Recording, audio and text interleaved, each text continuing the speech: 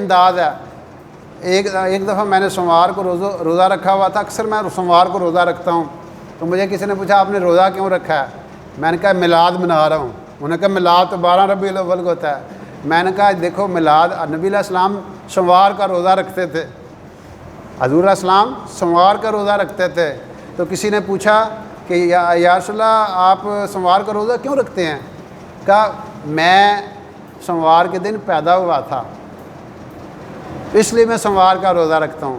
تو یہ ہمیں ہمارے نبی نے طریقہ بتایا کہ آپ نے ایسے میرا ذکر کرنا ہے، مجھے ایسے یاد کرنا ہے۔ آپ ابھی بھی چلے جائیں نا، بیت اللہ چلے جائیں، مدینہ منورہ چلے جائیں، مسجد نبوی شریف میں، وہاں پہ آپ دیکھیں گے کہ سوموار کے دن مغرب کے ٹائم دسترخوان لگ جاتے ہیں۔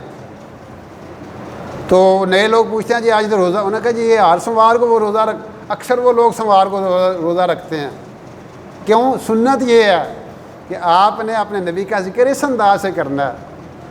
آج ہم تو کھا پی کے مناتے ہیں نا، وہ لوگ عملی طور پہ کیا کرتے تھے۔ تو اللہ کرے ہم اپنے نبی علیہ الصلوۃ والسلام کے زندگی کو اڈاپٹ کریں، ان کے طریقے کو اڈاپٹ کریں، ان کی سنت کو اڈاپٹ کریں، تاکہ کل ہمیں قیامت کے دن نبی علیہ الصلوۃ والسلام کی شفاعت ملے۔